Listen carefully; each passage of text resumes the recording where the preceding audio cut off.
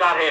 लोकेश जी, इस तरह की जो एक सियासत इसमें नजर आ रही है, हालांकि 2004 में जब एनडीए की सरकार गई, यूपी की सरकार आई, उस वक्त भी कुछ हालात ऐसे ही थे, यानी कि एनडीए अब वापस क्योंकि बीजेपी आई है तो वो फिर वही जो आपने किया था, बीजेपी भी उसी तरफ कदम बढ़ा रही है।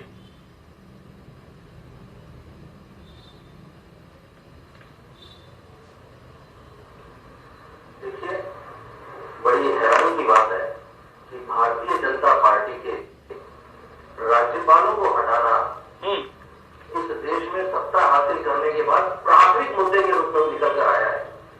यानी सोचने वाली बात है कि जिन 125 करोड़ देशवासियों को जिस तरीके के वादे करके जिन मुद्दों पर इन्होंने इस देश में सत्ता हासिल की, उन मुद्दों को ये प्राथमिकता नहीं दे रहे हैं। उनके लिए राज्यपालों की नियुक्ति बड़ी प्राथमिकता बन गई है, जिसकी वजह से आज पूरे देश में इतना बड़ा मुद्दा उठा है कि राज्यपालों को हटाया जाना चाहिए या नहीं हटाया जाना चाहिए। देखिए, ये बहुत सीधी सी बात है कि सरकार बदलती है तो निश्चित तौर पर वो अपने हिसाब से काम करने की कोशिश करती है।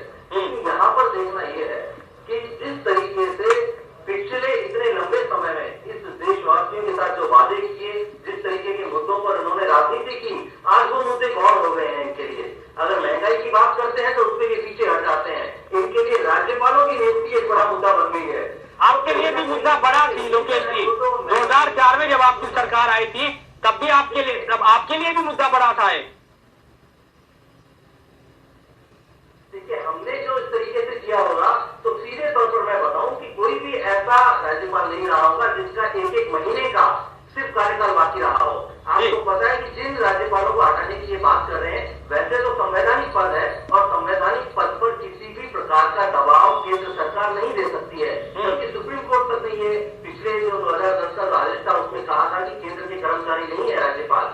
लेकिन फिर भी अगर ये इस तरीके की हरकत करते हैं और ये चाहते हैं कि राज्यपालों को जबरदस्ती हटाया जाए, तो ये सीधे तौर पर राष्ट्रपति महोदय की अवमानना होगी, उनके आदेशों की अवमानना होगी और साथ ही साथ में इनका जो इंटेंशन है, इनकी जो भावना है, वो मेरे भाई हमें प्रतीत होगी। चलिए, डीसी भंडारी भी हमारे साथ